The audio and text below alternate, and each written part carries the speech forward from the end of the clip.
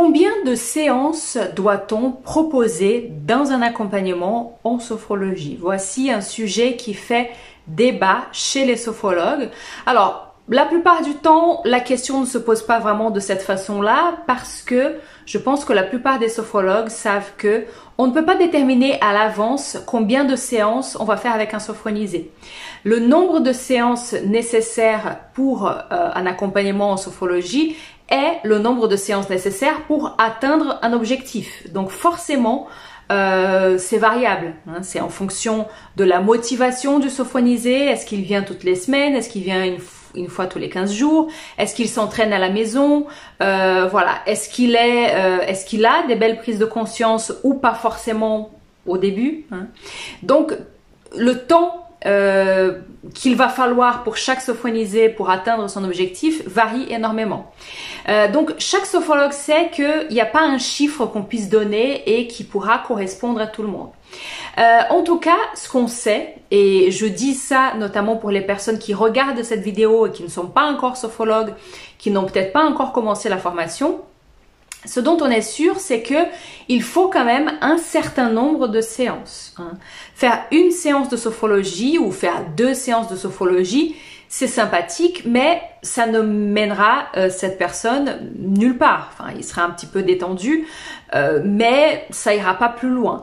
Et la sophrologie, contrairement à ce que beaucoup de personnes peuvent penser, n'est pas une méthode de relaxation. Hein. On se sert de la relaxation comme un outil pour que cette personne soit très détendue, hein, soit dans un état assez particulier, pour l'aider à travers d'autres types de stimulation à élargir sa conscience. Donc la sophrologie n'est pas une méthode de relaxation, on se sert de la relaxation pour aider cette personne à élargir sa conscience. C'est plutôt là-dessus que nous allons travailler. Donc l'élargissement de la conscience, être de plus en plus conscient de ses réactions, de ses émotions, de ses sensations, de ses comportements, est quelque chose qui prend un peu de temps. Hein. Si une personne vient faire une séance de sophrologie, bah probablement il sera détendu, il va se sentir bien à l'issue de cette séance et ça n'ira pas plus loin. Hein. Il n'y aura pas de répétition. La répétition est aussi une notion très importante en sophrologie. Il n'y aura pas de répétition. Il ne saura pas retrouver à l'intérieur de lui-même ces mécanismes qui lui ont permis d'ailleurs d'être détendu la première fois, parce que le sophrologue, en fait, il fait pas grand-chose. Hein. Il ne fait que guider certains exercices. Bien sûr, je ne veux pas minimiser ou dévaloriser notre travail, mais on ne touche pas la personne, c'est lui qui va retrouver ses ressources à l'intérieur de lui-même. Du coup, s'il vient faire une seule séance, il sera détendu comme quand on se fait masser. Hein. C'est sympa de se faire masser, mais on rentre dans sa voiture, on se retrouve dans un embouteillage et on est à nouveau stressé. Donc, voilà, c'est pas ça le but de la sophrologie. Le but de la sophrologie, c'est vraiment d'aller vers une transformation. La sophrologie, elle est transformationnelle. Et pour qu'il y ait transformation à travers l'élargissement de notre conscience, il faut quand même de la pratique, il faut quand même un certain nombre de séances avec de préférence de la répétition des exercices à la maison. Donc, si vous ne saviez pas, vous le savez maintenant, on ne sait pas combien de séances, on peut pas annoncer en tout cas un chiffre fermé qui sera valable pour tous les clients, mais en tout cas ce qui est sûr, c'est qu'il en faut quelques-unes des séances. Et justement, parlons-en de ces quelques-unes séances. Hein. Il y a pas mal de sophrologues, alors dans certaines écoles de sophrologie, on incite, et ça c'est super important, hein, de pouvoir expliquer ça aux sophronisés, aux clients, dès la première rencontre. Là, ce que je viens de dire, hein, le fait qu'il faut quelques séances parce que la sophrologie est une technique transformationnelle, etc., que c'est pas de la relaxation, ça c'est quelque chose que vous allez pouvoir expliquer à vos clients pour lui expliquer justement que s'il veut atteindre un objectif avec la sophrologie, il va falloir revenir un certain nombre de fois. Et dans certaines écoles, on vous incite à donner une fourchette, hein, exemple, entre 8 et 12 séances. Et c'est bien une fourchette. Hein. C'est quelque chose qu'on dit aux sophronisés lors de cette première rencontre pour qu'ils puissent avoir une idée moyenne de combien de temps, combien de fois il faudra qu'ils reviennent nous voir. Ce n'est en aucun cas un truc auquel il faut être attaché à tout prix. Certaines personnes, bien sûr, feront 6 séances. et ça sera suffisant pour elles. Certaines personnes auront besoin de 14 séances ou de 16 séances parce que c'est ce qu'il faudra pour qu'elles atteignent un objectif. On ne part pas tous du même endroit. Il y a des personnes qui ne sont pas si stressées que ça. Il y a des personnes, encore une fois, comme je disais au début, qui s'entraînent beaucoup, qui sont très motivées. Tout ça, ça va faire que le temps, la durée d'un accompagnement va varier. Donc, ne restez pas enfermés dans cette fourchette 8 à 12 et quoi qu'il en soit, on ne peut pas dépasser 12. Si, parfois, vous allez dépasser 12 et parfois, vous en ferez moins que 6. Donc, c'est une fourchette, c'est un exemple, c'est une illustration, c'est en aucun cas un contrat moral que vous allez passer avec votre sophronisé. Faites attention aussi lorsque vous travaillez avec un objectif SMART. Alors, tous les sophrologues ne travaillent pas de cette façon-là, mais nous sommes nombreux à définir lors de l'anamnèse, lors de la première rencontre avec le sophronisé, à définir avec lui ce qu'on appelle un objectif SMART. Donc, il y a 5 caractéristiques qu'on essaye de retrouver à l'intérieur de cet objectif. Et le T va nous parler de temporel, c'est-à-dire que idéalement, on va demander à se sophoniser, on va se fixer un délai, encore une fois moyen, c'est pas à prendre à la journée près, c'est pas à la semaine près, mais on va se fixer un délai moyen parce que justement c'est intéressant de se rendre compte qu'on est à la mi-parcours, qu'on est presque à la fin du parcours, on se donne un certain temps pour atteindre cet objectif. Et là, faites très attention, et je vois beaucoup de sophrologues faire cette erreur-là, c'est que si la personne vous répond, vous posez la question combien de temps vous vous donnez pour atteindre cet objectif, et que, ou alors, parfois, elle n'a pas vraiment un temporel, elle n'a pas vraiment une durée obligatoire, pour elle, ce sera le plus vite possible, ce sera avant les prochaines vacances qui auront lieu dans 6 mois, enfin voilà, elle n'a pas vraiment un délai en tête. Et il y a certaines personnes, notamment celles avec lesquelles on va faire de la préparation mentale, qui, elles, pour le coup, auront une compétition, un concours, quelque chose, il y a une date qu'ils ne peuvent pas dépasser. Et elles vous diront peut-être, mon concours, il est dans 3 mois, mon concours, il est dans 4 mois. Et là, je vois beaucoup de sophrologues faire l'erreur de se dire, 3 mois, une séance par semaine, on fera 12 séances. Vous n'en savez rien si vous allez faire 12 séances.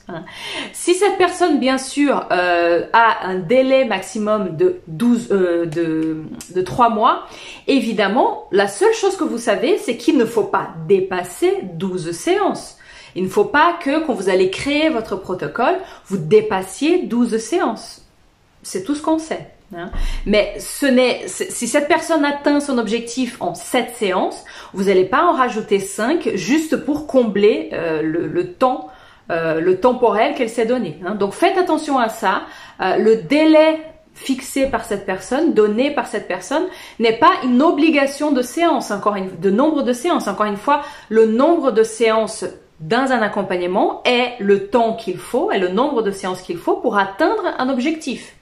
Si une personne vous donne 6 mois, si elle vous donne 4 mois, vous n'allez pas pour autant faire 20 séances ou 16 séances si ce n'est pas nécessaire. Pour finir cette vidéo, je voudrais parler de quelque chose que je vois de plus en plus souvent. Et bien sûr, je ne fais que donner mon opinion ici. Mon opinion, c'est juste mon opinion. Ça a la valeur que vous voulez qu'elle ait. Donc, c'est pas très important. Mais c'est mon avis sur quelque chose que je vois de plus en plus souvent et que je trouve intéressant. Enfin, je comprends l'intérêt que ça a. Donc, ce sont des sophrologues qui proposent des packs, c'est-à-dire un accompagnement où d'emblée, on sait qu'on va faire 6 séances, on va faire 5 séances, on va faire 7 séances, 8 séances, voilà. Un nombre de séances qui est fixé en avance. Et en général, il y a aussi une thématique, donc je vous invite à améliorer votre confiance en vous ou à mieux dormir en 6 séances, 7 séances, etc. Je comprends l'intérêt de ces packs avec un certain nombre de séances. Je trouve ça, encore une fois, intéressant. Pourquoi? Parce que la personne, il y a une notion d'engagement chez le sophronisé.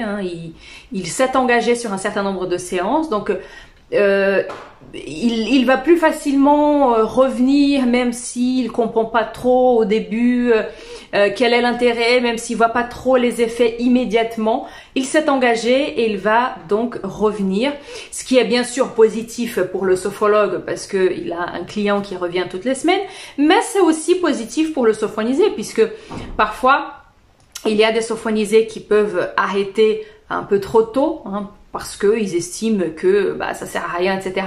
Alors que s'ils étaient revenus 1 ou 2 séances complémentaires, ils auraient vu une vraie transformation ou en tout cas une vraie évolution.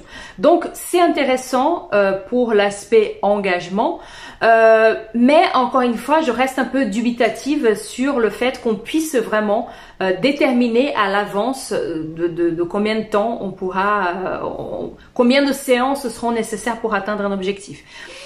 J'ai un peu peur que voilà, on se fixe 6 séances, 8 séances et donc on les fasse quoi qu'il arrive, même si la personne a le sentiment d'avoir déjà atteint son objectif avant et que ça soit vrai, c'est-à-dire qu'elle nous rapporte des éléments qui prouvent que effectivement la transformation a déjà eu lieu, mais elle va quand même refaire encore 2 séances parce que c'était prévu dans le pack, ou l'inverse, ce qui est encore plus embêtant, c'est-à-dire que la personne fait les 8 séances et en fait il lui aurait fallu 12 pour qu'il se sente vraiment bien.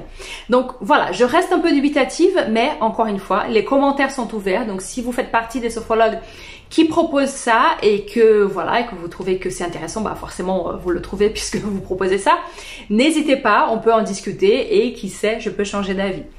La seule chose qui m'embête un petit peu dans ce genre de pack, 5 séances, 12 séances, 6 séances, etc., notamment quand il s'agit de 5 séances ou 4 séances, c'est pourquoi on propose ces packs-là. Alors, il y a la question de l'engagement que je viens de dire, mais ce que je vois aussi beaucoup dans la bouche des sophrologues, c'est la fameuse excuse « les gens n'ont pas d'argent ». C'est quelque chose qui revient tout le temps dans les forums d'échange, etc. Le problème en sophrologie, c'est que les gens n'ont pas d'argent. Alors, certes, on est dans une crise planétaire en ce moment, l'inflation est absurde, certes, tout ça est vrai, mais je préfère que les personnes, mes clients potentiels, décident d'eux-mêmes combien de séances ils ont envie de faire et comment ils ont envie de dépenser leur argent ou ne pas dépenser leur argent.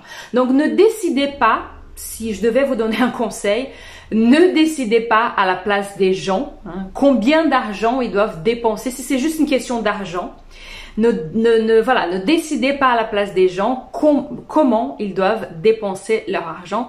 C'est à eux de décider et qui sait, on peut parfois être agréablement surpris par des personnes qui seront vraiment engagées et qui mettront les moyens pour atteindre leurs objectifs parce qu'ils voient que c'est efficace, ils ont une bonne alliance avec vous et donc qui reviendront le nombre de fois nécessaire pour atteindre leurs objectifs.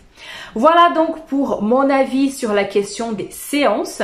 Je vous invite donc encore une fois à partager dans les commentaires ce que vous pensez de tout ça, si vous avez des questions et je vous retrouve donc très vite pour une prochaine vidéo.